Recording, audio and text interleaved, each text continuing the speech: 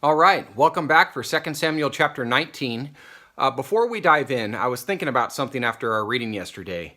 So even though God can and does use wicked people or nations to punish sinful actions of believers sometimes, it's not as if those wicked people or nations will escape their just penalty themselves.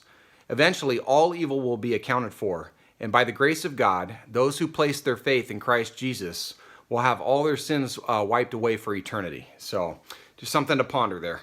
All right, verse 1. Then it was told Joab, "Behold, the king is weeping and mourns for Absalom." The victory that day was turned to mourning for all the people. For the people heard it, said that day, "The king is grieved for his son." So the people went by stealth into the city that day, as people who are humiliated steal away when they flee in battle. The king covered his face and cried out with a loud voice, "O my son Absalom, O Absalom, my son, my son."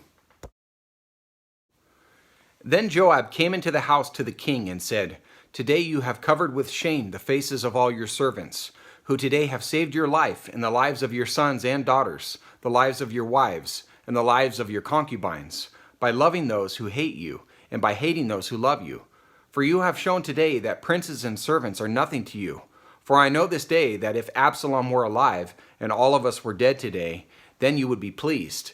And considering Absalom's previous actions and plans, Joab makes a fair point here. "Now therefore arise, go out and speak kindly to your servants. For I swear by the Lord, if you do not go out, surely not a man will pass the night with you. And this will be worse for you than all the evil that has come upon you from your youth until now." So the king arose and sat in the gate. When they told all the people, saying, "Behold, the king is sitting in the gate," then all the people came before the king. Now Israel had fled, each to his tent. All the people were quarreling throughout all the tribes of Israel, saying, "The king delivered us from the hand of our enemies and saved us from the hand of the Philistines. But now he has fled out of the land from Absalom." However, Absalom, whom we appointed over us, has died in battle. Now then, why are you silent about bringing the king back? Then King David sent to Zadok and Abiathar the priests, saying, "Speak to the elders of Judah, saying, Why are you the last to bring the king back to his house, since the word of all Israel has come to the king, even to his house? You are my brothers, you are my bone and my flesh. Why then should you be the last to bring back the king? Say to Amasa, Are you not my bone and my flesh? May God do so to me, and more also, if you will not be commander of the army before me continually in place of Joab." So whether Joab was right in his thinking or not, David preferred to appoint Amasa as commander of his army, hoping to secure the allegiance of those who had followed Amasa when he led Absalom's forces, especially those of Judah. Thus he turned the hearts of all the men of Judah as one man, so that they sent word to the king, saying, "Return, you and all your servants." The king then returned and came as far as the Jordan. And Judah came to Gilgal in order to go to meet the king, to bring the king across the Jordan. Then Shimei, the son of Gera, the Benjamite who was from Bahurim, hurried and came down with the men of Judah to meet King David. There were 1,000 men of Benjamin with him, with Ziba, the servant of the house of Saul, and his 15 sons and his 20 servants with him. And they rushed to the Jordan before the king. Then they kept crossing the ford to bring over the king's household, and to do what was good in his sight. And Shimei, the son of Gera, fell down before the king as he was about to cross the Jordan. So he said to the king, "Let not my lord consider me guilty, nor remember what your servant did wrong on the day when my lord the king came out from Jerusalem, so that the king would take it to heart." So let me go back and read verses 5 through 8 of chapter 16 from a few days ago as a refresher of what Shimei had previously said to David when Absalom was gaining momentum at the time. Verse 5. "When King David came to Bahurim, behold, there came out from there a man of the family of the house of Saul, whose name was Shimei, the son of Gera. He came out, cursing continually as he came. He threw stones at David and at all the servants of King David, and all the people and all the mighty men were at his right hand and at his left. Thus Shimei said when he cursed, get out, you man of bloodshed and worthless fellow. The Lord has returned upon you all the bloodshed of the house of Saul, in whose place you have reigned.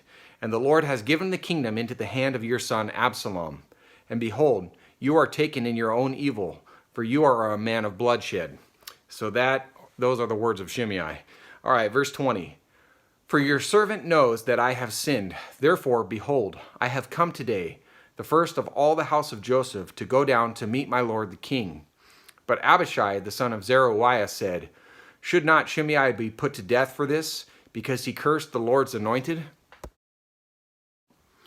David then said, What have I to do with you, O sons of Zeruiah, that you should this day be an adversary to me?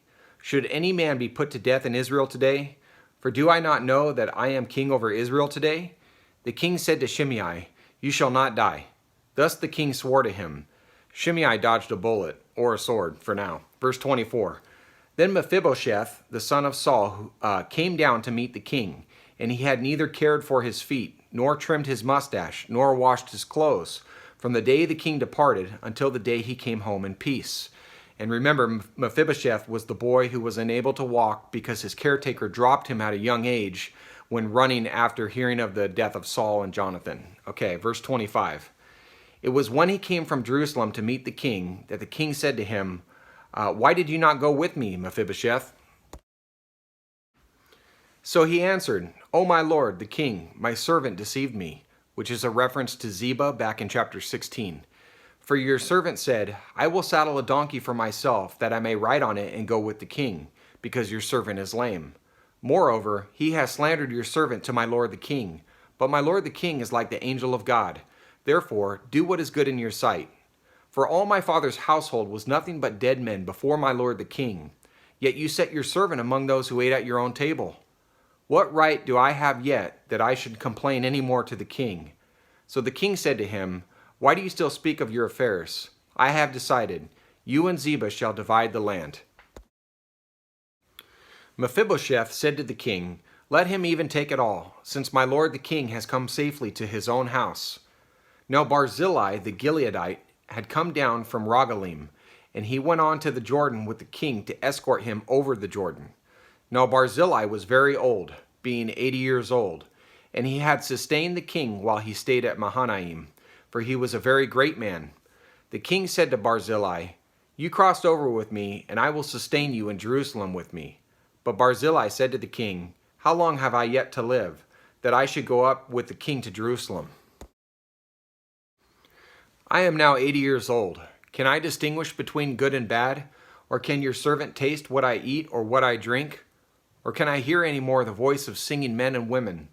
Why then should your servant be an added burden to my lord the king? Your servant would merely cross over the Jordan with the king. Why should the king compensate me with this reward?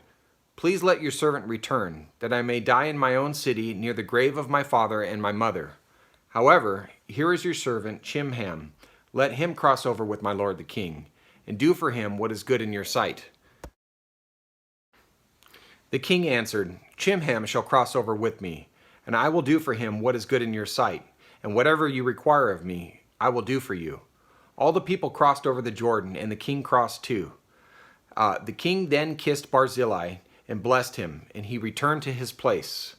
Now the king went on to Gilgal, and Chimham went on with him, and all the people of Judah and also half the people of Israel accompanied the king.